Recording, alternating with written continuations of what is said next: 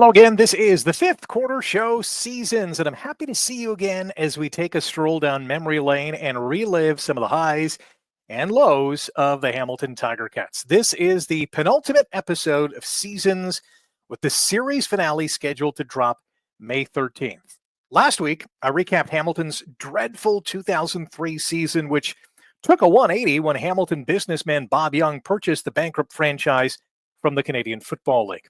Today, we're going to go back to another very important year in the history of the Black and Gold, and that year is 2013. In the 10 years from 2003 to 2013, we saw the birth of the iPhone, the rise of social media, the election of Barack Obama to the White House, becoming the first African-American president, and the introduction of cryptocurrency. From a sporting perspective, we had Sidney Crosby's golden goal within that time frame. The Brady and Belichick era began in the National Football League. The Canadian women's soccer team became a world power. And seven-time Tour de France winner Lance Armstrong finally admitted to doping. The Ticats, you'll recall, made the playoffs in 2004, but they were terrible from 2005 to 2008 when they won just 15 games and lost 57. In December of 2007, the Tiger Cats hired former player, coach, and longtime front office executive Bob Obilovich as the team's new general manager. Obi brought his mantra of better is better to the Ticats, with the aim of getting this team back to being a championship contender. Now, with a roster that included quarterback Casey Printers, running back Jesse Lumsden, safety Sandy Beveridge, and kicker Nick Setta, Hamilton fired head coach Charlie Taff after starting the 2008 campaign with 2 wins and 8 defeats. Offensive coordinator Marcel Belfait took over the coaching duties, and he guided Hamilton to 3 straight playoff appearances in 2009, 10, and 11 before he was turfed after going 27-35 in the regular season and 1-3 in the postseason. In 2012, the Ticats hired veteran coach George Cortez and signed free agent quarterback Henry Burris. But the team struggled to a 6-12 record and finished last in the East Division.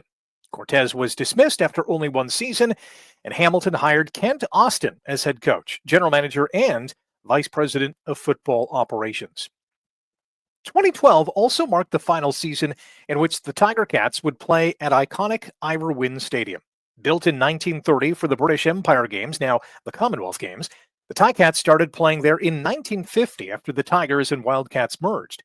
In the final game at Ivor Wynne, the Ticats beat the Blue Bombers 28-18 in front of 29,722 fans, many of whom were saddened to see the stadium torn down, but also excited for the new venue that would replace it.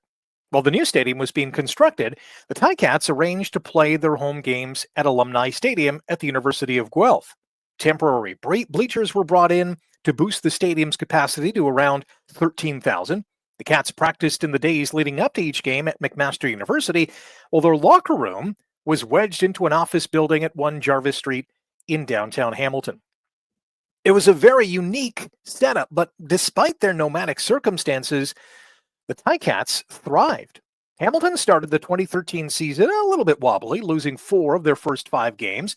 But then they went 4-1 over the next 5 games and won 5 of their last 7 contests to finish the regular season with a record of 10-8, their first winning season since 2004.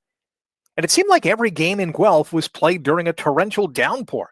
Yet Hamilton went 6-3 at home, including a win over Montreal in Moncton, New Brunswick, as part of the revised Touchdown Atlantic Series.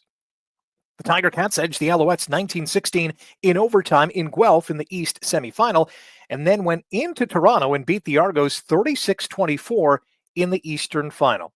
If the Cats had any hope of winning their first Grey Cup since 1999, they would have to beat the Saskatchewan Roughriders on their own turf. The 101st Grey Cup was set for November 24th at Mosaic Stadium in Regina, and, well, it did not go well for the Hamilton Tiger Cats. Luka Kanji opened the scoring with a field goal for the Cats, but it was all Rough Riders from there on in, as quarterback Darian Durant, running back Corey Sheets, and receivers Geroy Simon and Weston Dressler seemed to score at will as Sask stomped Hamilton 45-23. In 2014, the Ticats played their first 3 home games at McMaster University because the new Tim Hortons Field was still being built, and the club also replaced quarterback Henry Burris with pivot Zach Caleros. Hamilton opened their new, partially completed stadium on Labor Day with a 13-12 victory over Toronto. And the Ticats finished first in the East at 9-9. But Hamilton lost in heartbreaking fashion in the Grey Cup when Brandon Banks' punt return for a touchdown in the final minute of the game was called back because of a penalty. Ticats lost in the East Final in 2015 and fell in the Eastern Semi the following season. 2017 marked the end of Austin's reign as head coach. He resigned after the team started 0-8, which included the franchise's most embarrassing loss, a 60-1 thrashing in Calgary.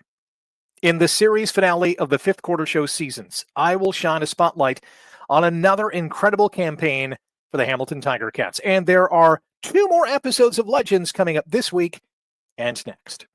Until then, Oski Wee Wee.